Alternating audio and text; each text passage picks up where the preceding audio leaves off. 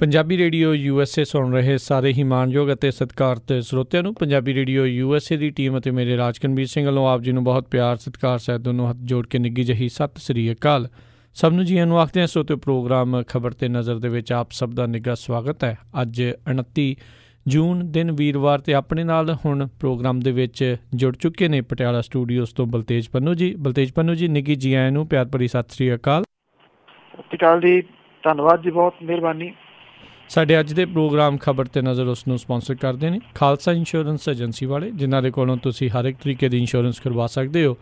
Insurance ਬਾਰੇ ਪਤਾ ਕਰਨ ਲਈ ਕਾਲ ਕਰੋ ਨੰਬਰ 408 272 2500। ਇਸ ਦੇ ਨਾਲ ਨਾਲ ਗੁਰਦੀਪ ਸਿੰਘ ਬਿਰਦੀ ਜੀ ਕਲੋਵਿਸ ਤੋਂ, ਇਸ਼ਾਨਜੀਤ ਸਿੰਘ ਕਲੋਟੀ ਯੂਬਾ ਸਿਟੀ ਤੋਂ, ਸਤਨਾਮ ਸਿੰਘ ਸ਼ੇਰਗਿੱਲ ਸੈਲਮਾ ਤੋਂ, ਮਨਦੀਪ ਸਿੰਘ ਸਰਬਜੀਤ ਕੌਰ ਸੈਨ ਹੋਜ਼ੇ ਤੋਂ, ਜੱਸੀ ਗਿੱਲ ਪਲੰਬਿੰਗ ਵਾਲੇ ਬੇਕਰਸਫੀਲਡ ਤੋਂ, ਲਾਲੀ ਸਿੱਧੂ ਜੀ ਬੇਕਰਸਫੀਲਡ ਤੋਂ, ਪ੍ਰੀਤਮ ਸਿੰਘ ਤਲਵਿੰਦਰ ਸਿੰਘ ਗਿੱਲ ਬੇਕਰਸਫੀਲਡ ਤੋਂ, ਹਰਵਿੰਦਰ ਸਿੰਘ ਸਮਰਾ ਯੂਬਾ ਸਿਟੀ ਤੋਂ, ਕਸ਼ਮੀਰ ਸਿੰਘ ਸੈਕਰਾਮੈਂਟੋ ਤੋਂ ਅਤੇ ਹਰਬੰਸ ਸਿੰਘ ਉੱਪਲ ਯੂਬਾ ਸਿਟੀ ਤੋਂ।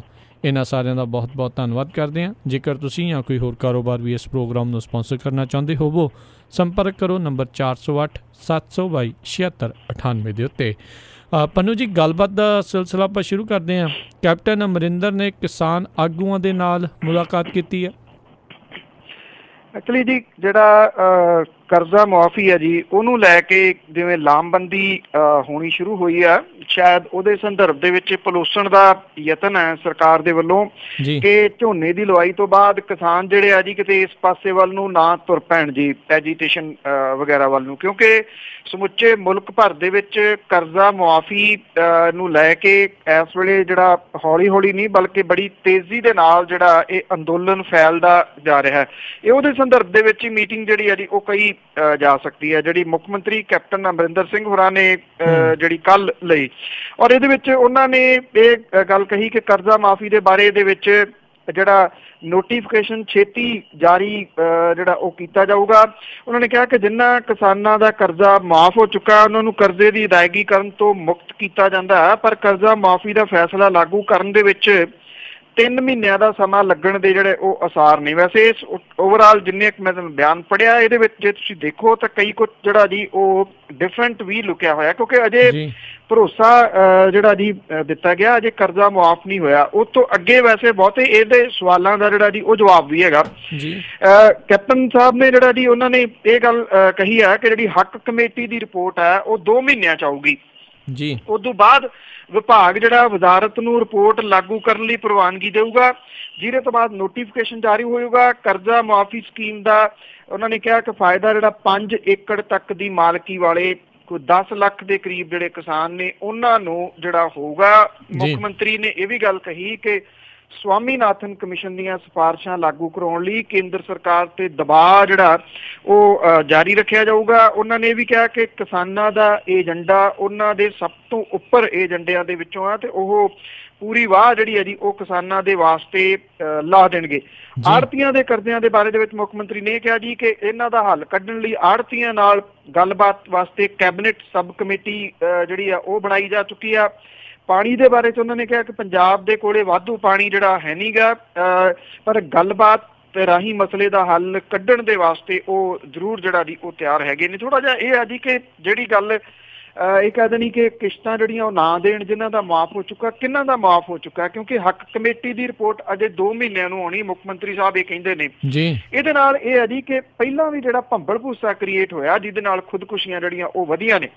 ਆਈ ਥਿੰਕ ਇਹਨਾਂ ਬਿਆਨਾਂ ਦੇ ਨਾਲ ਭੰਬਲ ਭੂਸਾ ਜਿਹੜਾ ਜੀ ਉਹ ਹੋਰ ਵਧਣ ਦੇ ਜਿਹੜੇ ਆਸਾਰ ਬਣ ਜਾਣਗੇ। ਕਿ ਕਿਹਨਾਂ ਦਾ ਮਾਫ ਹੋਇਆ, ਅਜੇ ਤਾਂ ਕੋਈ ਇੱਦਾਂ ਦੀ ਜਿਹੜੀ ਗੱਲ ਹੈ ਨਹੀਂ। ਜਿਹੜੇ ਵਿੱਤ ਮੰਤਰੀ ਨੇ ਉਹਨਾਂ ਨੇ ਜਿਹੜਾ 1500 ਕਰੋੜ ਰੁਪਈਆ ਸਾਈਡ ਦੇ ਉੱਤੇ ਰੱਖਣ ਦੀ ਜਿਹੜੀ ਹੈ ਜੀ ਉਹ ਗੱਲ ਆਖੀ ਆ, ਜਿੰਨੀ ਦੇਰ ਤੱਕ ਹੱਕ ਕਮੇਟੀ ਆਪਣੀ ਰਿਪੋਰਟ ਨਹੀਂ ਦੇ ਦਿੰਦੀ ਮੁੱਖ ਮੰਤਰੀ ਦੇ ਲਫ਼ਜ਼ਾਂ ਦੇ ਅਨੁਸਾਰ ਜੀ। ਔਰ ਉਸ ਤੋਂ ਬਾਅਦ ਇਹ ਜਿਹੜਾ ਵਿਭਾਗ ਹੈ ਉਹ ਵਜ਼ਾਰਤ ਨੂੰ ਰਿਪੋਰਟ ਦੇਊਗਾ, ਫਿਰ ਪ੍ਰਵਾਨਗੀ ਦੇ ਵਾਸਤੇ ਜਿਹੜਾ ਜੀ ਉਹ ਨੋਟੀਫਿਕੇਸ਼ਨ ਜਾਰੀ ਹੋਊਗਾ। ਤੁਸੀਂ ਲਾ ਕੇ ਚੱਲੋ ਜੀ ਘੱਟੋ ਘੱਟ ਅਜੇ 5 ਤੋਂ 6 ਮਹੀਨੇ ਇਸ ਮਾਮਲੇ ਦੇ ਵਿੱਚ ਬਹੁਤਾ ਕੁਛ ਹੋਣਾ ਨਹੀਂ ਗਾ ਜੀ। ਅਤੇ ਮੰਨ ਲਓ ਜਿੱਦਾਂ ਆਪਾਂ ਕਹਿੰਦੇ ਵੀ 5-6 ਮਹੀਨੇ ਲਾ ਲਓ, ਕਿ ਉਹ ਉੱਦਾਂ ਤਾਂ ਇਹਨਾਂ ਨੇ ਕਹਿਤਾ ਵੀ ਕਿਸ਼ਤਾਂ ਭਰਨ ਦੀ ਲੋੜ ਨਹੀਂ। ਮੰਨ ਲਓ ਬੈਂਕ ਵਾਲੇ ਆ ਜਾਂਦੇ ਕਿਸੇ ਕਿਸਾਨ ਦੇ ਘਰ, ਉਦੋਂ ਕੀ ਹੋਵੇਗਾ? ਦੇਖੋ ਨੋਟੀਫਿਕੇਸ਼ਨ ਤਾਂ ਜਿਹੜਾ ਪੰਜਾਬ ਸਰਕਾਰ ਨੇ ਉਹ ਜਾਰੀ ਕੀਤਾ ਹੋਇਆ ਜੀ ਕਿ ਕੁਰਕੀ ਜਿਹੜੀ ਆ ਉਹ ਨਹੀਂ ਹੋਊਗੀ, ਕੁਰਕੀਆਂ ਹੋ ਰਹੀਆਂ ਨੇ। ਉਹਦਾ ਰੀਜ਼ਨ ਹੈ ਜੀ ਇੱਕ, ਕਿਉਂਕਿ ਪੰਜਾਬ ਦੇ ਕੋਲੇ ਜਾਂ ਸੂਬੇ ਦੇ ਕੋਲੇ ਜਿਹੜੇ ਨੈਸ਼ਨਲ ਬੈਂਕ ਨੇ ਉਹਨਾਂ ਦੀ ਕੁਰਕੀ ਰੋਕਣ ਦਾ ਹੱਕ ਨਹੀਂ ਹੈਗਾ ਜੀ। ਜਿਹੜੇ ਇੱਥੋਂ ਦੇ ਦਿਹਾਤੀ ਬੈਂਕ ਨੇ ਉਹਨਾਂ ਦੀ ਕੁਰਕੀ ਜਿਹੜੀ ਹੈ ਜੀ ਉਹ ਜ਼ਰੂਰ ਰੋਕ ਸਕਦਾ ਪੰਜਾਬ, ਤੇ ਉਹਨੇ ਉਹਦਾ ਨੋਟੀਫਿਕੇਸ਼ਨ ਵੀ ਜਿਹੜਾ ਜੀ ਉਹ ਜਾਰੀ ਕੀਤਾ। ਪਰ ਜਿਵੇਂ ਮੈਂ ਤੁਹਾਨੂੰ ਦੱਸਿਆ ਕਿ ਪੰਜਾਬ ਦੇ ਕੋਲੇ ਨੈਸ਼ਨਲ ਬੈਂਕਾਂ ਵਾਲਾ ਹੈ ਨਹੀਂ, ਤੇ ਬਹੁਤਾ ਜਿਹੜਾ ਕਰਜ਼ਾ ਕਿਸਾਨਾਂ ਦਾ ਉਹ ਨੈਸ਼ਨਲ ਬੈਂਕਾਂ ਦਾ ਹੈ ਜੀ। ਔਰ ਇਸ ਕਰਕੇ ਜਿਹੜੀ ਦੂਜੀ ਗੱਲ ਆੜਤੀਆਂ ਵਾਲੀ ਆ, ਮੈਂ ਪਹਿਲਾਂ ਵੀ ਕਈ ਵਾਰੀ ਗੱਲ ਕੀਤੀ ਹੈ ਜੀ। ਦੇਖੋ ਵਹੀਆਂ ਦੇ ਨਾਂ ਦੇ ਉੱਤੇ ਜਿਹੜਾ ਕਰਜ਼ਾ ਲਿਆ ਹੋਇਆ ਜਿਹਦਾ ਕੋਈ ਰਜਿਸਟ੍ਰੇਸ਼ਨ ਹੀ ਨਹੀਂ ਹੈਗੀ, ਇਹ ਕਿਸੇ ਵੀ ਹਾਲਤ ਦੇ ਵਿੱਚ ਜਿਹੜਾ ਜੀ ਇਹਦੇ ਉੱਤੇ ਗੱਲਬਾਤ ਵੀ ਨਹੀਂ ਹੋ ਸਕਦੀ। ਗੱਲਬਾਤ ਕਿਵੇਂ ਹੋਊਗੀ? ਜੇ ਗੱਲਬਾਤ ਹੋਣ ਲੱਗੀ ਹੋਊਗਾ ਕਿ ਜਿਨ੍ਹਾਂ ਕੋਲੇ 3 ਵਹੀਆਂ ਨੇ ਉਹ 6 ਕਰ ਲੈਣਗੇ, ਜਿਨ੍ਹਾਂ ਕੋਲੇ 6 ਨੇ ਉਹ 12 ਕਰ ਲੈਣਗੇ। ਬਹੁਤੇ ਵਿਚਾਰੇ ਤਾਂ ਜਿਹੜੇ ਜਿਨ੍ਹਾਂ ਦੇ ਅੰਗੂਠੇ ਲੱਗੇ ਹੋਏ ਆ। ਦੂਜੀ ਗੱਲ ਹੈ ਕਿੰਨੇ ਕਿਸਾਨ ਨੇ, ਇਹ ਸਾਰੇ ਜਾਣਦੇ ਨੇ, ਮੈਕਸੀਮਮ ਲੋਕ ਕਿਸਾਨੀ ਭਾਈਚਾਰੇ ਚੋਂ ਹੀ ਬਾਹਰ ਵੀ ਜਿਹੜੇ ਉਹ ਬੈਠੇ ਨੇ, ਉਹ ਜਾਣਦੇ ਨੇ ਕਿ ਜਿਹੜਾ ਆੜਤੀਆ ਆ, ਕਦੀ ਕਿਸੇ ਨੇ ਇਹ ਉਹਨੂੰ ਪੁੱਛਿਆ ਕਿ ਆਪਣੀ ਵਹੀ ਦਿਖਾਓ ਕਿ ਇਹਦੇ ਵਿੱਚ ਲਿਖਿਆ ਕੀ ਹੈ ਮੇਰੇ ਬਾਰੇ? ਤੁਸੀਂ ਨਾ ਕਿਸੇ ਦੀ ਹਿੰਮਤ ਆ ਜੀ, ਨਾ ਕਦੀ ਕਿਸੇ ਨੇ ਪੁੱਛਿਆ। ਇਸ ਕਰਕੇ ਜਿਹੜਾ ਆੜਤੀਆਂ ਵਾਲਾ ਕਰਜ਼ਾ ਹੈ ਉਹ ਨਹੀਂ ਕਿਸੇ ਵੀ ਹਾਲਤ ਦੇ ਵਿੱਚ ਉਹਦੇ ਉੱਤੇ ਕੁਝ ਵੀ ਨਹੀਂ ਹੋ ਸਕਦਾ ਜੀ, ਕਿਉਂਕਿ ਉਹ ਇਲੀਗਲ ਆ, ਮੈਕਸੀਮਮ ਇਲੀਗਲ ਆ। ਹਾਂ ਇਹ ਜ਼ਰੂਰ ਹੈ ਕਿ ਜੇ ਆੜਤੀਏ ਆਪਣਾ ਉਹ ਕਰਜ਼ਾ ਜ਼ਿਆਦਾ ਦਿਖਾਉਣਗੇ ਤੇ ਫਸਦੇ ਉਹ ਵੀ ਨੇ ਕਈਆਂ ਮਾਮਲਿਆਂ 'ਚ। ਜੀ ਜੀ। ਅਗਲੀ ਆਪਾਂ ਪੰਨੂ ਜੀ ਗੱਲ ਕਰੀਏ ਵੀ ਰਾਸ਼ਟਰਪਤੀ ਚੋਣਾਂ ਦੇ ਵਿੱਚ ਸਿਰਫ 2 ਉਮੀਦਵਾਰ ਹੀ ਬਚੇ ਆ, ਬਾਕੀ ਸਾਰਿਆਂ ਦੇ ਕਾਗਜ਼ ਕਹਿ ਲਓ ਵੀ ਫੇਲ ਹੋ ਗਏ, ਰੱਦ ਹੋ ਗਏ। ਬਿਲਕੁਲ ਜੀ। ਜਿਹੜੇ ਹੁਣ 2 ਮੈਦਾਨ ਦੇ ਵਿੱਚ ਨੇ ਜੀ, ਔਰ ਜਿਵੇਂ ਇਹ ਕਿਹਾ ਜਾ ਰਿਹਾ ਕਿ ਦਲਿਤ ਵਰਸਸ ਦਲਿਤ ਜਿਹੜੀ ਹੈ ਜੀ ਇਹ ਚੋਣ ਬਣਾਤੀ ਹੈ ਸਾਰਿਆਂ ਨੇ। ਔਰ ਇਸ ਵੇਲੇ ਜਿਹੜੇ NDA ਦੇ ਉਮੀਦਵਾਰ ਨੇ ਰਾਮਨਾਥ ਕੋਵਿੰਦ ਤੇ ਵਿਰੋਧੀ ਪਾਰਟੀਆਂ ਦੀ ਉਮੀਦਵਾਰ ਮੀਰਾ ਕੁਮਾਰ ਜਿਹੜੀ ਹੈ ਜੀ ਉਹਨੂੰ ਛੱਡ ਕੇ ਬਾਕੀ ਜਿੰਨੇ ਮਿੱਤਰੇ ਸੀਗੇ ਜੀ ਉਹਨਾਂ ਦੀਆਂ ਨਾਮਜ਼ਦਗੀਆਂ ਜਿਹੜੀਆਂ ਜਾਂਚ ਪੜਤਾਲ ਦੇ ਦੌਰਾਨ ਰੱਦ ਕਰਤੀਆਂ ਗਈਆਂ ਨੇ ਜੀ। ਰਾਮਨਾਥ ਕੋਵਿੰਦ ਤੇ ਮੀਰਾ ਕੁਮਾਰ ਸਣੇ ਕੁੱਲ 95 ਉਮੀਦਵਾਰ ਜਿਹੜੇ ਆ ਜੀ ਉਹ ਚੋਣ ਮੈਦਾਨ ਦੇ ਵਿੱਚ ਸੀਗੇ। ਇੱਕ ਅੱਧਾ ਜਿਹੜਾ ਜੀ ਉਹ ਨਹੀਂ, 95 ਉਮੀਦਵਾਰ ਜਿਹੜੇ ਆ ਜੀ ਇਹ ਚੋਣ ਲੜ ਰਹੇ ਸੀਗੇ। ਸੋ ਇਹ ਜਿਹੜੇ ਚੋਣ ਲੜ ਰਹੇ ਸੀਗੇ ਇਹਨਾਂ ਨੇ ਏਡੀ ਵੱਡੀ ਗਲਤੀ ਜਿਹੜੀ ਜੀ ਉਹ ਕਿਵੇਂ ਕੀਤੀ ਕਿ ਜਿਹੜੇ 93 ਸੀਗੇ ਉਹਨਾਂ ਦੇ ਨਾਮ ਜਿਹੜੇ ਸੀਗੇ ਉਹ ਰੱਦ ਹੋ ਗਏ। ਔਰ ਲੋਕ ਸਭਾ ਸੈਕਟਰੀਏਟ ਦੇ ਸੂਤਰਾਂ ਦੇ ਮੁਤਾਬਕ ਵੱਡੀ ਗਿਣਤੀ ਉਮੀਦਵਾਰਾਂ ਦੀਆਂ ਨਾਮਜ਼ਦਗੀਆਂ ਰੱਦ ਹੋਣ ਦੀ ਮੁੱਖ ਵਜ੍ਹਾ ਉਹਨਾਂ ਕੋਲ ਚੋਣ ਮੰਡਲ ਦੇ ਮੈਂਬਰਾਂ ਦੀ ਲੋੜੀਂਦੀ ਹਮਾਇਤ ਨਾ ਹੋਣਾ ਸੀਗੀ ਜੀ।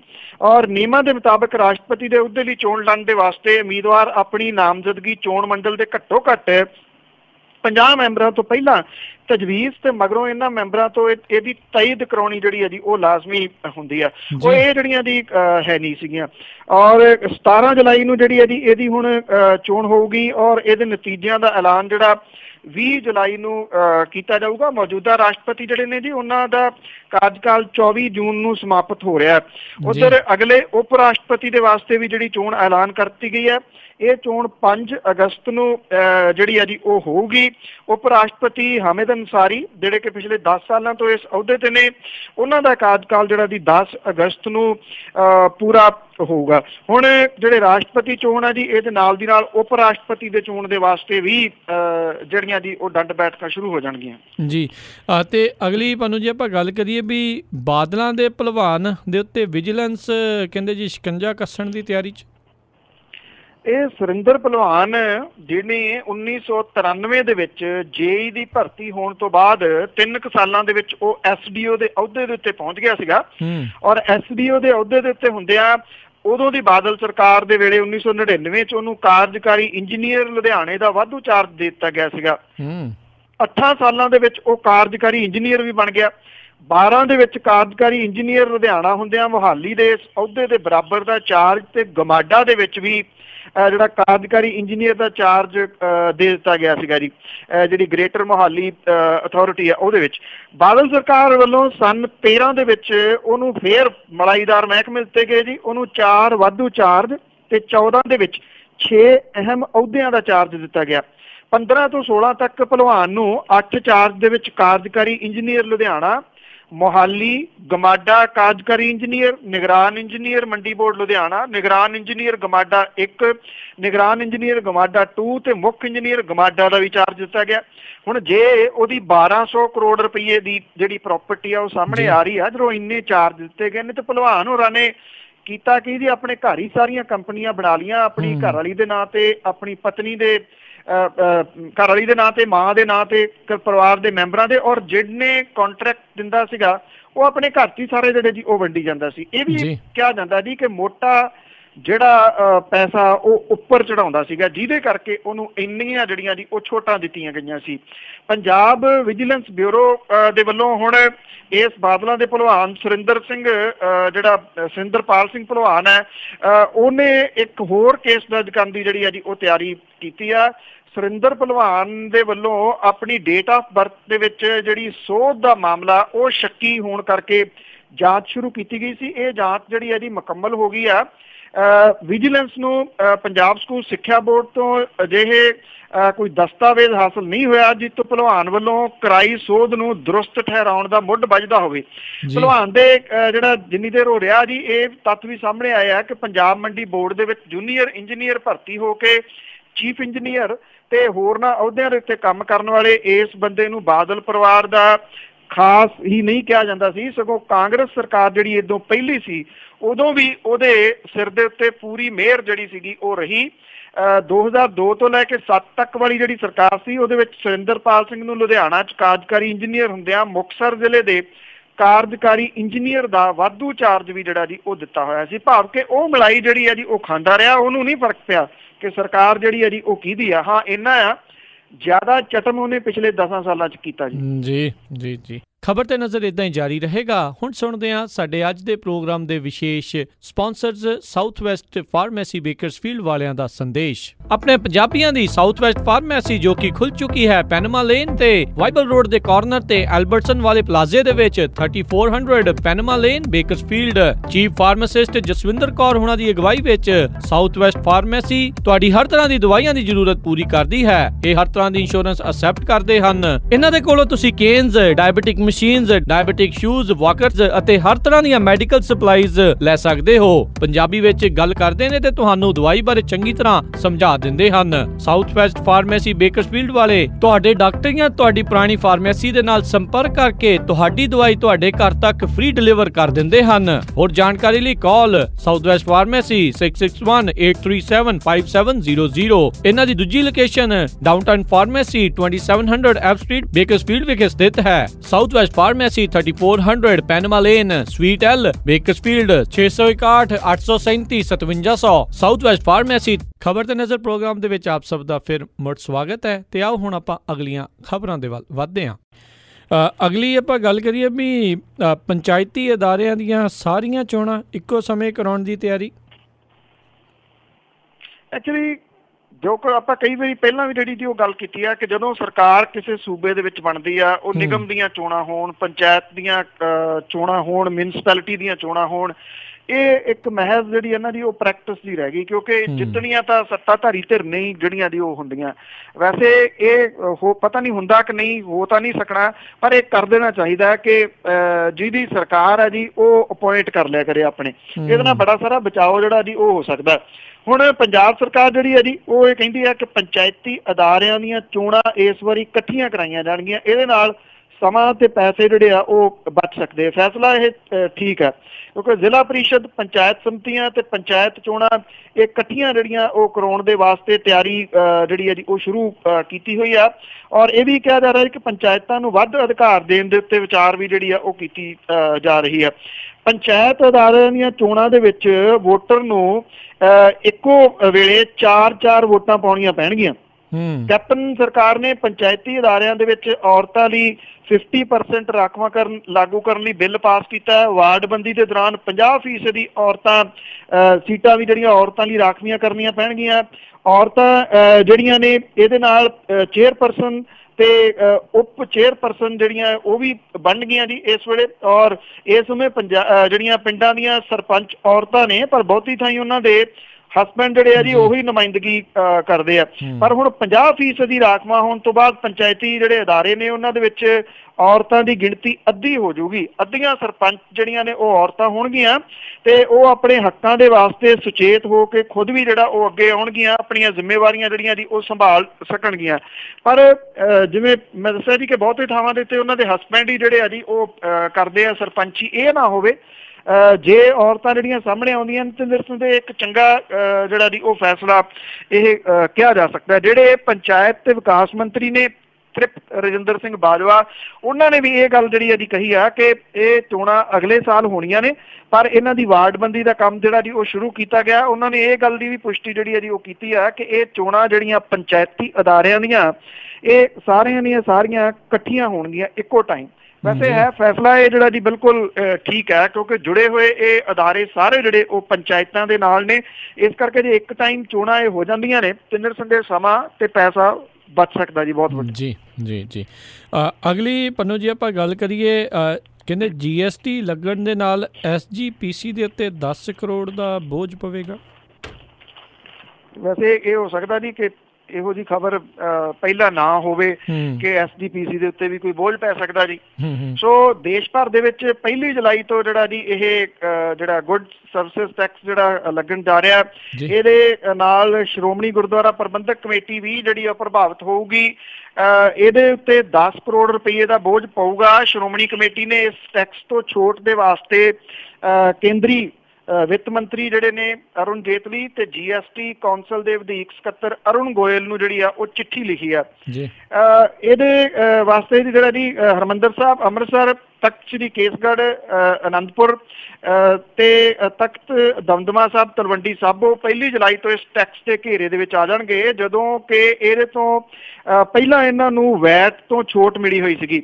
GST ਲਾਗੂ ਹੋਣ ਦੇ ਨਾਲ ਗੁਰਦੁਆਰਿਆਂ ਦੇ ਵਿੱਚ ਲੰਗਰ ਲਈ ਖਰੀਦਿਆ ਜਾਂਦਾ ਰਾਸ਼ਨ ਤੇ ਹੋਰ ਸਮਾਨ ਜਿਹੜਾ ਜੀ ਉਹਦੀਆਂ ਕੀਮਤਾਂ ਵਧਣਗੀਆਂ, ਜਿਹਦੇ ਨਾਲ ਕਮੇਟੀ ਦੇ ਉੱਤੇ ਸਾਲਾਨਾ 10 ਕਰੋੜ ਰੁਪਏ ਦਾ ਵਾਧੂ ਬੋਝ ਜਿਹੜਾ ਜੀ ਉਹ ਪਊਗਾ। ਸ਼੍ਰੋਮਣੀ ਗੁਰਦੁਆਰਾ ਪ੍ਰਬੰਧਕ ਕਮੇਟੀ ਦੇ ਪ੍ਰਧਾਨ ਕਹਿੰਦੇ ਨੇ ਕਿ ਅਸੀਂ ਜਿਹੜੀ ਚਿੱਠੀ ਲਿਖੀ ਆ ਔਰ ਚਿੱਠੀ ਦੇ ਵਿੱਚ ਇਹ ਕਿਹਾ ਗਿਆ ਕਿ ਪੰਜਾਬ ਸਰਕਾਰ ਦੇ ਵੱਲੋਂ ਹਰਿਮੰਦਰ ਸਾਹਿਬ, ਤਖਤ ਸ੍ਰੀ ਕੇਸਗੜ੍ਹ, ਦਮਦਮਾ ਸਾਹਿਬ ਵਾਸਤੇ ਜਿਹੜੇ ਵੈਟ ਤੋਂ ਛੋਟ ਦਿੱਤੀ ਗਈ ਆ ਔਰ ਇਸ ਵੇਲੇ ਸੰਸਥਾ ਦੇ ਵੱਲੋਂ ਲੰਗਰ ਘਰ ਵਾਸਤੇ ਘਿਓ, ਖੰਡ, ਦਾਲਾਂ ਜਿਹੜਾ ਵੱਡੇ ਪੱਧਰ ਦੇ ਉੱਤੇ ਖਰੀਦ ਜਿਹੜੀ ਹੈ ਜੀ ਉਹ ਕੀਤੀ ਜਾਂਦੀ ਹੈ। ਇਸ ਤਰ੍ਹਾਂ ਦੇ ਸਮਾਨ ਦੇ ਉੱਤੇ ਸਾਲਾਨਾ 75 ਕਰੋੜ ਰੁਪਏ ਖਰਚਾ ਹੁੰਦਾ ਤੇ GST ਲਾਗੂ ਹੋਣ ਦੇ ਉੱਤੇ ਕਮੇਟੀ ਨੂੰ ਸਾਲਾਨਾ 10 ਕਰੋੜ ਰੁਪਏ ਵਾਧੂ ਖਰਚ ਜਿਹੜਾ ਜੀ ਉਹ ਕਰਨਾ ਪਊਗਾ। ਉਹਨਾਂ ਨੇ ਇਹ ਕਿਹਾ ਕਿ ਵੈਟ ਵਾਂਗੂ GST ਤੋਂ ਛੋਟ ਜਿਹੜੀ ਹੈ ਜੀ ਉਹ ਦਿੱਤੀ ਜਾਵੇ। ਛੋਟ ਦੇ ਆਸਾਰ ਕਿੰਨੇ ਨੇ? ਮੇਰਾ ਨਹੀਂ ਖਿਆਲ ਬਹੁਤੇ ਜ਼ਿਆਦਾ ਜਿਹੜੇ ਜੀ ਉਹ ਛੋਟ ਇਹ ਮਿਲ ਸਕੂਗੀ ਕਿਉਂਕਿ ਇਹ ਤਾਂ ਹੈ ਨਹੀਂਗਾ ਜੀ ਕਿ ਸਿਰਫ ਧਾਰਮਿਕ ਸਥਾਨ ਜਿਹੜਾ ਜੀ ਇੱਕ ਇਹਦੇ ਅਧਿਕਾਰ ਖੇਤਰ ਦੇ ਵਿੱਚ ਆਇਆ। ਟੋਟਲ ਜਿੰਨੇ ਧਾਰਮਿਕ ਸਥਾਨ ਨੇ ਜੀ ਉਹ ਸਾਰੇ ਦੇ ਸਾਰੇ ਇਹਦੇ ਵਿੱਚ ਜਿਹੜਾ ਉਹ ਲੈ ਲਏ ਗਏ ਨੇ ਔਰ ਸਰਕਾਰ ਜਿਹੜੀ ਹੈ ਜੀ ਉਹਨੂੰ ਇੱਕੋ ਚੀਜ਼ ਜਿਹੜੀ ਇਸ ਵੇਲੇ ਦਿਸਦੀ ਹੈ ਕਿ ਕਿੱਥੋਂ ਕਿੰਨਾ ਪੈਸਾ ਜਿਹੜਾ ਜੀ ਉਹ ਇਕੱਠਾ ਹੋ ਸਕਦਾ ਹੈ। ਇਸ ਕਰਕੇ ਉੱਥੇ ਜਿਹੜੇ ਧਾਰਮਿਕ ਅਦਾਰੇ ਨੇ ਉਹ ਵੀ ਇਹਦੇ ਵਿੱਚ ਜਿਹੜੇ ਆ ਗਏ ਨੇ ਤੇ ਸ਼੍ਰੋਮਣੀ ਗੁਰਦੁਆਰਾ ਪ੍ਰਬੰਧਕ ਕਮੇਟੀ ਨੂੰ ਵੀ ਇਹਦਾ ਸੇਕਾ ਲੱਗੂਗਾ ਜੀ। ਜੀ ਜੀ ਜੀ GST ਲਾਗੂ ਕਰਨ ਦੇ ਲਈ ਅੱਧੀ ਰਾਤ ਨੂੰ ਵਿਸ਼ੇਸ਼ ਸੈਸ਼ਨ ਸੱਦਿਆ ਗਿਆ। ਬਿਲਕੁਲ ਜੀ, ਐਕਚੁਅਲੀ ਇਹ ਆ ਨਹੀਂ ਕਿ ਇੱਥੇ ਪੂਰੇ ਮੁਲਕ ਦੇ ਵਿੱਚ ਪੰਜਾਬ ਦੇ ਵਿੱਚ ਵੀ ਬਹੁਤ ਵੱਡੇ ਵੱਡੇ ਭੰਬਲ ਭੂਸੇ ਜਿਹੜੇ ਇਹਨਾਂ ਦੀ ਉਹ ਚੱਲ ਰਹੇ ਆ। ਕੱਲ ਵਪਾਰੀ ਹੜਤਾਲ ਦੇ ਉੱਤੇ ਸੀ, ਅੱਜ ਵਪਾਰੀ ਫੇਰ ਹੜਤਾਲ ਤੇ ਨੇ। ਵਪਾਰੀ ਜਿਹੜੇ ਆ ਜੀ ਉਹ ਇਹ ਕਹਿੰਦੇ ਆ ਕਿ ਅਸੀਂ ਤਾਂ ਲੰਮੀ ਹੜਤਾਲ ਦੇ ਉੱਤੇ ਜਾਣ ਲਈ ਵੀ ਤਿਆਰ ਆ। ਕੱਪੜਾ ਵਪਾਰੀ ਖਾਸ ਤੌਰ ਦੇ ਉੱਤੇ ਜਿਹੜੇ ਆ ਜੀ ਉਹ ਇਹ ਕਹਿੰਦੇ ਆ ਕਿ ਕੱਪੜੇ ਦੇ ਉੱਤੇ ਪਹਿਲਾਂ ਟੈਕਸ ਹੈ ਨਹੀਂ ਸੀਗਾ, ਹੁਣ ਇਹਦੇ ਉੱਤੇ ਟੈਕਸ ਜਿਹੜਾ ਜੀ ਕੱਪੜੇ ਦੇ ਉੱਤੇ ਵੀ ਲੱਗੂਗਾ। ਇੱਥੇ ਜਿਹੜੇ ਵੱਡੇ ਵੱਡੇ ਅਦਾਰੇ ਨੇ, ਚਾਹੇ ਉਹ ਆਨਲਾਈਨ ਸਮਾਨ ਵੇਚਦੇ ਆ ਜਾਂ ਫਿਰ ਵੱਡੇ ਸਟੋਰਾਂ ਵਾਲੇ ਨੇ, ਉਹ ਆਪਣੇ ਤੌਰ ਦੇ ਉੱਤੇ ਉਹਨਾਂ ਨੇ ਪਿਛਲੇ ਦਿਨਾਂ ਤੋਂ ਹੋ ਹੱਲਾ ਮਚਾਇਆ ਹੋਇਆ ਵੀ GST ਤੋਂ ਪਹਿਲਾਂ ਖਰੀਦ ਲਓ ਜੋ ਕੁਝ ਖਰੀਦਣਾ। GST ਕਲੀਅਰੈਂਸ ਸੇਲ ਜਿਹੜੀ ਆ ਜੀ ਉਹ ਲਾ ਕੇ ਬੈਠੇ ਨੇ। ਉਹਦੇ ਵਿੱਚ ਬਹੁਤਾ ਸਮਾਨ ਇਹੋ ਜਿਹਾ ਵੀ ਹੈਗਾ ਜਿਹਦੇ ਉੱਤੇ GST ਲੱਗਣ ਤੋਂ ਬਾਅਦ ਵਧਣੇ ਨਹੀਂਗੇ ਟੈਕਸ, ਪਰ ਉਹ ਸਮਾਨ ਲੋਕਾਂ ਨੂੰ ਜਿਹੜਾ ਜੀ ਉਹ ਵੇਚਿਆ ਜਾ ਰਿਹਾ। ਲੋਕ ਵੀ ਉਹੋ ਜਿਹੇ ਨੇ, ਉਹ ਸਮਾਨ ਸਟੋਰ ਏਦਾਂ ਕਰੀ ਜਾਂਦੇ ਨੇ ਵੀ 5 ਕਿਲੋ ਖੰਡ ਲੈਣੀ 10 ਕਿਲੋ ਲੈ ਲਓ, ਵੀ ਉਹਦੇ ਨਾਲ ਕਿੰਨੇ ਦਿਨ ਜਿਹੜੇ ਆ ਉਹ ਲੰਘ ਜਾਣੇ ਆ। ਉਹ ਲੋਕ ਭੱਜ ਕੇ ਸਟੋਰਾਂ ਦੇ ਉੱਤੋਂ ਜਿਹੜਾ ਜੀ ਉਹ ਖਰੀਦੀ ਜਾਂਦੇ ਨੇ। ਆਨਲਾਈਨ ਸ਼ਾਪਿੰਗ ਜਿਹੜੀ ਆ ਜੀ ਉਹਦੇ ਅੰਕੜੇ ਜਿਹੜੇ ਨੇ ਅਸਮਾਨ ਛੂਹਣ ਲੱਗੇ ਆ। ਜਿੰਨੇ ਵੱਡੇ ਪੱਧਰ ਦੇ ਉੱਤੇ ਲੋਕ ਖਰੀਦਦੇ ਆ, ਮੋਬਾਈਲ ਵੀ ਲੈ ਲਓ, TV ਵੀ ਲੈ ਲਓ, ਫਰਿੱਜ ਵੀ ਲੈ ਲਓ, नहीं भी चाहिए ਤਾਂ ਵੀ ਜਿਹੜਾ ਜੀ ਉਹ ਪੈਸੇ ਬਲੌਕ ਕਰਕੇ ਰੱਖ ਲਓ। ਕੰਪਨੀਆਂ ਜਿਹੜੀਆਂ ਜੀ ਉਹ ਵਧੀਆਂ ਫੁੱਲੀਆਂ ਨੇ, ਉਹਨਾਂ ਨੂੰ GST ਦੇ ਨਾਲ ਕਿੰਨਾ ਕੁ ਘਾਟਾ ਪੈਣਾ ਇਹ ਬਾਅਦ ਵਾਲੀ ਗੱਲ ਹੈ। ਉਹਨਾਂ ਨੇ ਪਹਿਲਾਂ ਆਪਣਾ ਵਾਧਾ ਕਈ ਸਾਲਾਂ ਤੱਕ ਜਿਹੜਾ ਜੀ ਉਹ ਪਹਿਲਾਂ ਹੀ ਨਾਲ ਜੋੜ ਲੈਣਾ। ਅੱਜ ਰਾਤ ਨੂੰ 30 ਜੂਨ ਦੀ ਜਿਹੜੀ ਰਾਤ ਹੈ, ਰਾਤ 11 ਵਜੇ ਇੱਕ ਵਿਸ਼ੇਸ਼ ਸਦਨ ਜਿਹੜਾ ਜੀ ਪਾਰਲੀਮੈਂਟ ਹਾਊਸ ਦੇ ਵਿੱਚ ਹੋਊਗਾ ਔਰ ਇਹ ਜਿਹੜਾ ਜੀ ਅੱਧੀ ਰਾਤ ਤੱਕ ਚੱਲੂਗਾ। ਇਹਦੇ ਵਿੱਚ ਜਿਹੜਾ ਜੀ ਪ੍ਰਧਾਨ ਮੰਤਰੀ ਦੋ ਜਿਹੜੇ ਨੇ ਸਾਬਕਾ ਮੁਲਕ ਦੇ, ਉਹਨਾਂ ਨੂੰ ਵੀ ਜਿਹੜਾ ਜੀ ਉਹ ਸੱਦਾ ਦਿੱਤਾ ਗਿਆ, ਜਿਹਦੇ ਵਿੱਚ HD ਦੇਵਗੌੜਾ, ਹਰਦਨਹਾਲੀ ਡੋਡੇਗੌੜਾ ਦੇਵਗੌੜਾ ਤੇ ਡਾਕਟਰ ਮਨਮੋਹਨ ਸਿੰਘ ਹੋਰੀ ਜਿਹੜੇ ਨੇ। ਔਰ ਪਰ ਇਹਦਾ ਦੂਜਾ ਪੱਖ ਇਹ ਆ ਕਿ ਖੱਬੀਆਂ ਸੱਜੀਆਂ ਧਿਰਾਂ ਨੇ ਵੀ ਇਹਦਾ ਬਾਈਕਾਟ ਕਰਤਾ ਤੇ ਕਾਂਗਰਸ ਨੇ ਵੀ ਜਿਹੜਾ ਜੀ ਉਹ ਇਹਦਾ ਬਾਈਕਾਟ ਕਰਤਾ ਕਿ ਉਹ ਇਸ ਸਮਾਗਮ ਦੇ ਵਿੱਚ ਨਹੀਂ ਜਾਣਗੇ। ਇਸ ਕਰਕੇ ਦੋ ਸਾਬਕਾ ਪ੍ਰਧਾਨ ਮੰਤਰੀ ਇਹਦੇ ਵਿੱਚ ਨਹੀਂ ਦਿਖਣਗੇ। ਇਹਦੇ ਵਿੱਚ ਬਾਲੀਵੁੱਡ ਦੇ ਜਿਹੜੇ ਕਲਾਕਾਰ ਨੇ ਉਹਨਾਂ ਨੂੰ ਵੀ ਕਾਫੀ ਜਿਹੜਾ ਜੀ ਉਹ ਸੱਦਾ ਦਿੱਤਾ ਗਿਆ, ਜਿਹਦੇ ਵਿੱਚ ਅਮਿਤਾਭ ਬੱਚਨ ਸ਼ਾਮਲ ਹੈ, ਇਹਦੇ ਵਿੱਚ ਲਤਾ ਮੰਗੇਸ਼ਕਰ ਹੋਰੀ ਜਿਹੜੇ ਉਹ ਸ਼ਾਮਲ ਜਿਹੜਾ ਜੀ ਉਹ ਦੱਸੇ ਗਏ ਨੇ। ਔਰ ਇਸ ਤੋਂ ਇਲਾਵਾ ਕੁਝ ਹੋਰ ਉੱਘੀਆਂ ਹਸਤੀਆਂ ਜਿਹੜੀਆਂ ਜੀ ਬਾਲੀਵੁੱਡ ਦੀਆਂ ਉਹ ਉੱਥੇ ਰਹਿਣਗੀਆਂ। ਅਮਿਤਾਭ ਬੱਚਨ ਨੂੰ ਇਹ ਕਿਹਾ ਗਿਆ ਜੀ ਕਿ GST ਜਿਹੜੀ ਹੈ ਜੀ ਉਹਦੇ ਬਾਰੇ ਦੱਸਣ ਦੇ ਵਾਸਤੇ ਜਿਹੜਾ ਬਣਾਇਆ ਗਿਆ ਜੀ ਬ੍ਰਾਂਡ ਅੰਬੈਸਡਰ। ਤੇ ਜਿਹੜੀ ਕਾਂਗਰਸ ਹੈ ਉਹਨੇ ਕੱਲ ਜਿਹੜੀ ਮੀਟਿੰਗ ਲਾਈ ਉਹਦੇ ਵਿੱਚ ਉਹਨੇ ਇਹ ਗੱਲ ਆਖੀ ਕਿ ਜਿਹੜੇ ਹੁਣ ਤੱਕ ਅੱਧੀ ਰਾਤ ਸਮਾਗਮ ਹੋਏ ਨੇ ਪਾਰਲੀਮੈਂਟ ਦੇ ਵਿੱਚ ਉਹ 3 ਵਾਰੀ ਹੋਏ ਨੇ ਸਿਰਫ। ਉਹਨਾਂ ਨੇ ਇਸ ਸਮਾਗਮ ਨੂੰ ਇੱਕ ਤਮਾਸ਼ਾ ਕਰਾਰ ਦਿੱਤਾ। ਉਹਨਾਂ ਨੇ ਕਿਹਾ ਕਿ ਪਹਿਲਾ ਜਿਹੜਾ ਸਮਾਗਮ ਹੋਇਆ ਸੀ 15 ਅਗਸਤ 1947 ਨੂੰ ਹੋਇਆ ਸੀਗਾ ਜਦੋਂ ਮੁਲਕ ਆਜ਼ਾਦ ਹੋਇਆ। ਦੂਜਾ ਸਮਾਗਮ ਜਿਹੜਾ ਜੀ 1972 ਦੇ ਵਿੱਚ ਹੋਇਆ ਜਦੋਂ 25 ਸਾਲ ਹੋ ਗਏ ਸੀ ਭਾਰਤ ਦੀ ਆਜ਼ਾਦੀ ਨੂੰ। ਤੀਜਾ ਸਮਾਗਮ 97 ਦੇ ਵਿੱਚ ਹੋਇਆ ਜਦੋਂ 50 ਸਾਲਾ ਆਜ਼ਾਦੀ ਦੇ ਜਸ਼ਨ ਜਿਹੜੇ ਸੀ ਉਹ ਮਨਾਏ ਗਏ। ਕਾਂਗਰਸ ਕਹਿੰਦੀ ਹੈ ਕਿ ਇਹ ਅੱਧੀ ਰਾਤ ਵਾਲੇ ਸਮਾਗਮ ਸਿਰਫ ਆਜ਼ਾਦੀ ਦੇ ਜਸ਼ਨਾਂ ਲਈ ਸੱਦੇ ਗਏ ਸੀ, ਟੈਕਸ ਲਾਉਣ ਦੇ ਵਾਸਤੇ ਅੱਧੀ ਰਾਤ ਵਾਲਾ ਜਿਹੜਾ ਜੀ ਸਮਾਗਮ ਸੱਦਣਾ ਉਹਨਾਂ ਨੇ ਕਿਹਾ ਕਿ ਇਹ ਜਿਹੜਾ ਜੀ ਵਡਿਆਈ ਲਈ ਵੱਡਾ ਤਮਾਸ਼ਾ ਜਿਹੜਾ ਜੀ ਉਹ ਕੀਤਾ ਜਾ ਰਿਹਾ। ਭਾਰਤੀ ਜਨਤਾ ਪਾਰਟੀ ਦੇ ਵੱਲੋਂ ਜਿਹੜੀ RJD ਆ ਉਹਨੇ ਵੀ ਇਸ ਮੀਟਿੰਗ ਦੇ ਬਾਈਕਾਟ ਦਾ ਐਲਾਨ ਜਿਹੜਾ ਜੀ ਉਹ ਕੀਤਾ। ਅਰੁਣ ਜੇਤਲੀ ਨੇ ਬਾਈਕਾਟ ਕਰਨ ਵਾਲੀਆਂ ਧਿਰਾਂ ਨੂੰ ਆਪਣੇ ਫੈਸਲੇ ਦੇ ਉੱਤੇ ਮੁੜ ਵਿਚਾਰ ਜਿਹੜਾ ਜੀ ਉਹ ਕਰਨ ਦੇ ਵਾਸਤੇ ਕਿਹਾ। ਵੈਸੇ ਦੇਖਿਆ ਜਾਵੇ ਤਾਂ ਇਦੋਂ ਵੱਡਾ ਤਾਂ ਤਮਾਸ਼ਾ ਹੋਰ ਹੋ ਨਹੀਂ ਸਕਦਾ ਕਿ ਜਦੋਂ ਕਾਂਗਰਸ ਦੀ ਸਰਕਾਰ ਸੀ ਉਹ 16% GST ਲਿਆਉਣਾ ਚਾਹੁੰਦੀ ਸੀ। ਡਾਕਟਰ ਮਨਮੋਹਨ ਸਿੰਘ ਹੋਰਾਂ ਦੀ ਸਰਕਾਰ ਦੀ ਉਪਜ ਹੈ ਜੀ ਇਹ GST 16% ਲਿਆਉਣਾ ਚਾਹੁੰਦੀ ਸੀ। ਭਾਰਤੀ ਜਨਤਾ ਪਾਰਟੀ ਨੇ ਪਾਰਲੀਮੈਂਟ ਨਹੀਂ ਸੀ ਚੱਲਣ ਦਿੱਤੀ ਉਦੋਂ 2 ਸੈਸ਼ਨ ਦੇ ਵਿੱਚ ਕਿ GST ਨਾ, ਅਸੀਂ ਇਹ ਕਿਸੇ ਵੀ ਹਾਲਤ ਦੇ ਵਿੱਚ ਬਰਦਾਸ਼ਤ ਨਹੀਂ ਕਰਾਂਗੇ। ਹੁਣ 28% ਜਿਹੜੀ GST ਆ ਉਹ ਭਾਰਤ ਦੇ ਵਿੱਚ ਭਾਰਤੀ ਜਨਤਾ ਪਾਰਟੀ ਜਿਹੜੀ ਹੈ ਜੀ ਉਹ ਲੈ ਕੇ ਆਈ ਆ, ਜਿਹੜੀ ਸਭ ਤੋਂ ਵੱਡੀ ਵਿਰੋਧੀ ਸੀ GST ਦੀ। ਤੁਸੀਂ ਇੱਥੋਂ ਅੰਦਾਜ਼ਾ ਲਾ ਸਕਦੇ ਹੋ ਕਿ ਕਿਵੇਂ ਕਿਹੜੇ ਤਰੀਕੇ ਦੇ ਨਾਲ ਤੇਵਰ ਜਿਹੜੇ ਆ ਜੀ ਉਹ ਸਿਆਸੀ ਪਾਰਟੀਆਂ ਦੇ ਸੱਤਾਹੀਣ ਹੁੰਦੇ ਆ, ਕੁਝ ਹੁੰਦੇ ਆ ਤੇ ਸੱਤਾ ਦੇ ਵਿੱਚ ਆਉਂਦੇ ਆ ਕੁਝ ਹੋ ਜਾਂਦੇ ਆ। ਬਿਲਕੁਲ ਜੀ ਬਿਲਕੁਲ, ਬਸ ਮਖੌਟੇ ਬਦਲੇ ਆ, ਕੰਮ ਦੋਨਾਂ ਹੀ ਪਾਰਟੀਆਂ ਦੇ ਇੱਕੋ ਜਿਹੀ ਆ। ਅਗਲੀ ਆਪਾਂ ਪੰਨੂ ਜੀ ਗੱਲ ਕਰੀਏ ਵੀ ਨਸ਼ਾ ਮੁਕਤੀ ਮੁਹਿੰਮ ਨਸ਼ੇੜੀਆਂ ਤੇ ਹੀ ਆ ਕੇ ਸਿਮਟ ਗਈ। ਹਾਲਾਂਕਿ ਇਸ ਮਾਮਲੇ ਦੇ ਵਿੱਚ ਜੇ ਦੇਖਿਆ ਜਾਵੇ ਤਾਂ ਬੜਾ ਕੁਝ ਜਿਹੜਾ ਜੀ ਉਹ ਅੰਦਰ ਖਾਤੇ ਜਿਹੜਾ ਜੀ ਉਹ ਰਿੱਝੀ ਜਾਂਦਾ। ਮੁੱਖ ਮੰਤਰੀ ਕੈਪਟਨ ਅਮਰਿੰਦਰ ਸਿੰਘ ਹੋਰੀ ਆ ਗਏ ਨੇ ਪੰਜਾਬ ਦੇ ਵਿੱਚ। ਪਹਿਲਾਂ ਉਹ ਸ਼ਿਮਲੇ ਸਨ, ਫਿਰ ਦਿੱਲੀ, ਹੁਣ ਚੰਡੀਗੜ੍ਹ ਦੇ ਵਿੱਚ ਨੇ, ਪੰਜਾਬ 'ਚ ਨਹੀਂ, ਰਾਜਧਾਨੀ 'ਚ। ਤੇ ਅਜੇ ਇਹ ਨਹੀਂ ਪਤਾ ਲੱਗਿਆ ਜਿਹੜੀ ਫਾਈਲ ਉਹਨਾਂ ਦੇ ਟੇਬਲ ਦੇ ਉੱਤੇ ਪਈ ਆ, ਜਿਹੜੀ ਜਾਂਚ ਇੰਦਰਜੀਤ ਸਿੰਘ ਵਾਲੀ ਸੀਗੀ, ਜਿਹੜੀ IG ਤੇ DIG ਤੇ ਜਾ ਕੇ ਰੁਕ ਗਈ ਆ, ਉਸ ਮਾਮਲੇ ਦਾ ਕੀ ਬਣੂਗਾ। ਕਿਉਂਕਿ ਜੇ ਤਾਂ ਇਹ ਫਾਈਲ ਗਾਂਹ ਤੁਰਦੀ ਆ ਫੇਰ ਤਾਂ ਇਹਦੇ ਵਿੱਚੋਂ ਜਿਹੜਾ ਜੀ ਉਹ ਕੁਝ ਨਿਕਲ ਸਕਦਾ। ਮਾੜੀ ਮੋਟੀ ਜਾਂਚ ਵਗੈਰਾ ਜਿਹੜੀ ਹੈ ਜੀ ਉਹ ਤੁਰੀ ਜਾਂਦੀ ਆ। ਇੰਦਰਜੀਤ ਦੇ ਘਰੋਂ ਜਿਹੜੀਆਂ 2 AK-47 ਮਿਲੀਆਂ ਸੀ, ਇੱਕ ਇੱਥੇ ਜਲੰਧਰ ਤੋਂ ਤੇ ਇੱਕ ਅੰਮ੍ਰਿਤਸਰ ਤੋਂ। ਉਦੋਂ ਬਾਅਦ ਪੰਜਾਬ ਪੁਲਿਸ ਨੂੰ ਭਾਜਣਾ ਪਈਆਂ ਹੋਈਆਂ ਨੇ ਇਸ ਗੱਲੋਂ ਕਿ ਕਰਤਾਰਪੁਰ ਦੇ ਮਾਲਖਾਨੇ ਦੇ ਵਿੱਚੋਂ 2 AK-47 10 ਸਾਲ ਪਹਿਲਾਂ ਗੁੰਮ ਹੋਈਆਂ ਸੀ। ਹੁਣ ਸਾਰੇ ਜਿਹੜੇ ਆ ਜੀ ਉਹ ਸੱਦੇ ਜਾ ਰਹੇ ਆ ਕਿ ਦੱਸੋ ਕਿਹੜੇ ਕਿਹੜੇ ਉਦੋਂ ਮੁਨਸ਼ੀ ਰਹੇ ਆ, ਕਿਉਂਕਿ ਮੁਨਸ਼ੀ ਦੀ ਡਿਊਟੀ ਆ ਕਿ ਉਹ ਮਾਲਖਾਨੇ ਦੇ ਵਿੱਚ ਪਏ ਸਮਾਨ ਨੂੰ ਚੈੱਕ ਕਰੇ ਕਿ ਉਹ ਠੀਕ ਠਾਕ ਹੈ ਤੇ ਉਹਦੀ ਰਿਪੋਰਟ ਜਿਹੜੀ ਹੈ ਜੀ ਉਹ ਤਿਆਰ ਕਰਕੇ ਆਪਣੇ ਥਾਣਾ ਇੰਚਾਰਜ ਨੂੰ ਦਿੰਦਾ ਤੇ ਉਹ ਅੱਗੇ SSP ਨੂੰ ਦਿੰਦਾ। ਨਾ ਤਾਂ ਮੁਨਸ਼ੀ ਨੇ ਦੇਖਿਆ ਕਿੱਥੇ ਗਈਆਂ ਇਹ AK-47, ਨਾ ਅੱਗੋਂ ਥਾਣੇ ਦੇ ਇੰਚਾਰਜ ਨੇ ਦੇਖਿਆ ਤੇ ਨਾ SSP ਤੱਕ ਜਿਹੜੀ ਹੈ ਜੀ ਇਹ ਕੋਈ ਰਿਪੋਰਟ ਗਈ। ਹੁਣ ਭਾਜੜਾਂ ਜਿਹੜੀਆਂ ਜੀ ਉਹ ਇਸ ਮਾਮਲੇ 'ਤੇ ਪਈਆਂ ਹੋਈਆਂ ਨੇ। ਦੂਜੇ ਪਾਸੇ ਜਿਹੜੀ ਨਸ਼ਾ ਮੁਕਤ ਪੰਜਾਬ ਹੈ ਇਹਦੇ ਤਹਿਤ ਜਿੰਨੇ ਅੰਕੜੇ ਆ ਰਹੇ ਨੇ, ਇੰਦਰਜੀਤ ਵਾਲੇ ਇੱਕ ਅੱਧੇ ਕੇਸ ਨੂੰ ਜਿਹੜਾ ਜੀ ਉਹ ਛੱਡ ਦਈਏ ਤਾਂ ਇਹ ਕਿਹਾ ਜਾ ਰਿਹਾ ਜੀ ਕਿ ਬਹੁਤੀ ਜਿਹੜੀ ਮੁਹਿੰਮ ਹੈ ਉਹ ਨਸ਼ੇੜੀਆਂ ਨੂੰ ਤੇਜ਼ੀ ਦੇ ਨਾਲ ਜੇਲ੍ਹਾਂ ਦੇ ਵਿੱਚ ਤੁੰਨਣ ਦੇ ਉੱਤੇ ਜਿਹੜੀ ਹੈ ਜੀ ਉਹ ਸੀਮਤ ਹੈ, ਜਦੋਂ ਕਿ ਵੱਡੇ ਤਸਕਰ ਜਿਹੜੇ ਨੇ, ਵੱਡੇ ਸਮਗਲਰ ਨੇ, ਉਹ ਪੁਲਿਸ ਦੀ ਗ੍ਰਿਫਤ ਤੋਂ ਅਜੇ ਵੀ ਬਾਹਰ ਨੇ ਜੀ। ਇਹਨਾਂ ਨਸ਼ੇੜੀ ਜਿਹੜੇ ਫੜੇ ਜਾ ਰਹੇ ਨੇ ਜੀ, ਉਹਨਾਂ ਦੀਆਂ ਧੜਾ ਧੜ ਜ਼ਮਾਨਤਾਂ ਵੀ ਜਿਹੜੀਆਂ ਜੀ ਉਹ ਹੋ ਰਹੀਆਂ ਨੇ ਅਦਾਲਤਾਂ ਦੇ ਵਿੱਚੋਂ, ਕਿਉਂਕਿ ਜਿਹੜਾ ਸਮਾਨ ਬਹੁਤ ਥੋੜਾ ਉਹਨਾਂ ਦੇ ਉੱਤੇ ਕੋਲੇ ਲੱਭਦਾ। ਇੱਕ ਨਸ਼ੇੜੀ ਕੋਲੇ ਕਿੰਨਾ ਕੁ ਲੱਭ ਜੂਗਾ? ਉਹ ਤਾਂ ਇੱਕ ਅੱਧੇ ਡੰਗ ਦਾ ਜੁਗਾੜ ਹੀ ਕਰਦਾ ਨਾ ਕਿਸੇ ਤਰੀਕੇ ਨਾਲ, ਕਦੀ ਕੁਛ ਵੇਚਤਾ, ਕਦੀ ਕੁਛ ਜਿਹੜਾ ਜੀ ਉਹ ਲੈ ਲਿਆ, ਉਨੀ ਕੁਝ ਕੋ ਫੜੀ ਜਾਂਦੀ, ਉਹਦੀ ਜ਼ਮਾਨਤ ਹੋ ਜਾਂਦੀ ਆ। ਸੋ ਇਹ ਜਿਹੜੇ ਨਸ਼ਿਆਂ ਦੇ ਪਰਚੂਨ ਵਪਾਰੀ ਤੇ ਨਸ਼ੇੜੀ ਜਿਹੜੇ ਸੀ ਉਹ ਜੇਲ੍ਹਾਂ 'ਚ ਬੰਦ ਕੀਤੇ ਗਏ ਆ। ਨਵੀਂ ਸਰਕਾਰ ਦੇ ਪਹਿਲੇ 100 ਦਿਨਾਂ ਦੇ ਦੌਰਾਨ ਬਠਿੰਡਾ ਜ਼ੋਨ ਦੇ ਵਿੱਚ NDPS ਐਕਟ ਦੇ ਤਹਿਤ 886 ਕੇਸ ਦਰਜ ਕੀਤੇ ਗਏ ਆ, ਜਿਹਦੇ ਤਹਿਤ 1108 ਮੁਲਜ਼ਮ ਜਿਹੜੇ ਉਹ ਗ੍ਰਿਫਤਾਰ ਕੀਤੇ ਗਏ ਆ। ਪੁਲਿਸ ਨੇ ਭਾਵੇਂ ਨਾਈਜੀਰੀਅਨ ਤੋਂ ਬਿਨਾਂ 100 ਦਿਨਾਂ ਵਿੱਚ 5 ਕਿਲੋ ਹੈਰੋਇਨ ਫੜੀ ਹੈ, ਪਰ ਵੱਡੇ ਤਸਕਰ ਜੇਲ੍ਹਾਂ ਤੋਂ ਜਿਹੜੇ ਆ ਜੀ ਉਹ ਬਾਹਰ ਹੈ।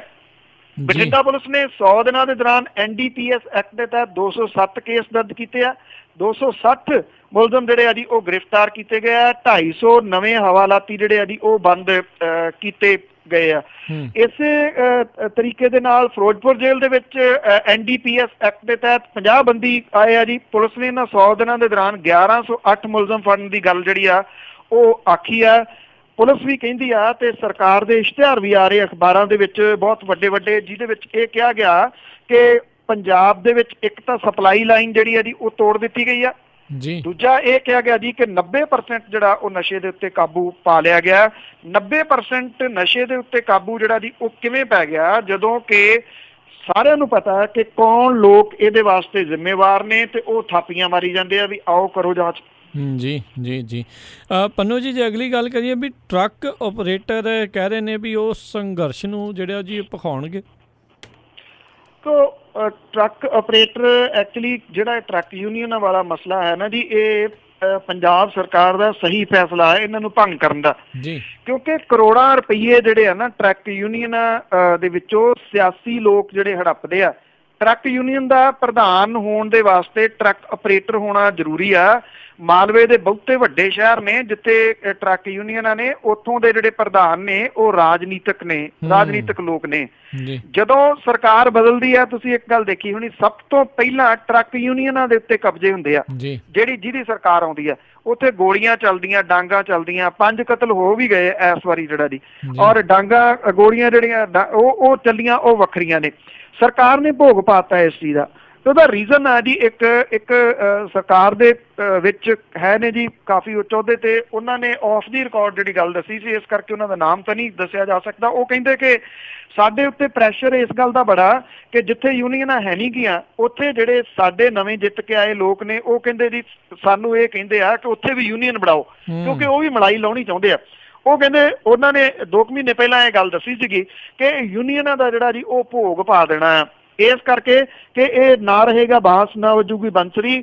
ਸਰਕਾਰ ਜਿਹੜੀ ਆ ਜੀ ਉਹ ਰੇਟ ਤੈਅ ਕਰੂਗੀ ਟਰੱਕਾਂ ਦੇ। ਸਰਕਾਰ ਇਹ ਸਮਝਦੀ ਆ ਕਿ ਯੂਨੀਅਨਾਂ ਜਿਨ੍ਹਾਂ ਨੂੰ ਸਿਆਸੀ ਧਿਰਾਂ ਜਿਹੜੀਆਂ ਜੀ ਉਹਨਾਂ ਦੇ ਥਾਪੜਾ ਹੁੰਦਾ ਆ, ਉਹ ਪੈਸੇ ਲੈਂਦੇ ਆ, ਫਿਰ ਉਹ ਮੂੰਹ ਮੰਗੇ ਜਿਹੜੇ ਕਿਰਾਏ ਲੈਂਦੇ ਆ, ਜਿਹਦੇ ਕਰਕੇ ਇੰਡਸਟਰੀ ਇੱਥੋਂ ਭੱਜ ਰਹੀ ਆ। ਸਰਕਾਰ ਚਾਹੁੰਦੀ ਹੈ ਕਿ ਇੰਡਸਟਰੀ ਵਾਪਸ ਆਵੇ, ਇਸ ਕਰਕੇ ਉਹਨਾਂ ਨੇ ਕਿਹਾ ਕਿ ਟਰੱਕਾਂ ਦੇ ਕਿਰਾਇਆਂ ਦੇ ਰੇਟ ਉਹ ਤੈਅ ਕਰੂਗੀ। ਸਰਕਾਰ ਝੁਕਣ ਦੇ ਵਾਸਤੇ ਤਿਆਰ ਨਹੀਂ ਆ ਇਸ ਮਾਮਲੇ ਦੇ ਉੱਤੇ, ਔਰ ਝੁਕਣਾ ਵੀ ਨਹੀਂ ਜਿਹੜਾ ਜੀ ਉਹ ਚਾਹੀਦਾ, ਕਿਉਂਕਿ ਇਹ ਟੁੱਟਣਾ ਚਾਹੀਦਾ। ਇਹਦੇ ਵਿੱਚ ਵਿਚਾਰੇ ਜਿਹੜੇ ਟਰੱਕ ਡਰਾਈਵਰ ਕਲੀਨਰ ਨੇ ਉਹ ਮੁਫਤ ਦੇ ਜਿਹੜਾ ਜੀ ਉਹਨਾਂ ਦਾ ਤਾਂ ਕਦੀ ਇਜ਼ਾਫਾ ਨਹੀਂ ਹੋਇਆ ਉਹਨਾਂ ਦੀਆਂ ਤਨਖਾਹਾਂ ਦੇ ਵਿੱਚ। ਇਹ ਤਾਂ ਉੱਪਰ ਜਿਹੜੇ ਬੈਠੇ ਯੂਨੀਅਨਾਂ ਦੇ ਇੰਚਾਰਜ ਵਗੈਰਾ ਨੇ ਉਹ ਮਲਾਈ ਲਾਈ ਜਾਂਦੇ ਆ।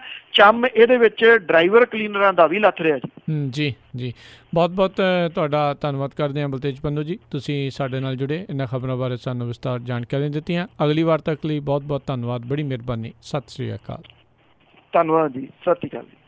ਤੇ ਸਰੋਤਿਓ, ਇੱਥੇ ਹੀ ਸਾਡਾ ਅੱਜ ਦਾ ਇਹ ਪ੍ਰੋਗਰਾਮ ਖਬਰ ਤੇ ਨਜ਼ਰ ਉਹ ਵੀ ਹੁਣ ਸਮਾਪਤ ਹੈ। ਮਿਲਾਂਗੇ ਅਗਲੇ ਪ੍ਰੋਗਰਾਮ ਦੇ ਵਿੱਚ। ਉਦੋਂ ਤੱਕ ਲਈ ਤੁਹਾਨੂੰ ਸਾਰਿਆਂ ਨੂੰ ਬਹੁਤ ਪਿਆਰ ਸਤਿਕਾਰ ਸਹਿਤ ਦੋਨੋਂ ਹੱਥ ਜੋੜ ਕੇ ਨਿੱਘੀ ਜਿਹੀ ਸਤਿ ਸ਼੍ਰੀ ਅਕਾਲ। ਜਿਉਂਦੇ ਵਾਸਤੇ ਰਹੋ, ਹੱਸਦੇ ਖੇਲਦੇ ਰਹੋ, ਸੁਣਦੇ ਰਹੋ ਪੰਜਾਬੀ ਰੇਡੀਓ USA।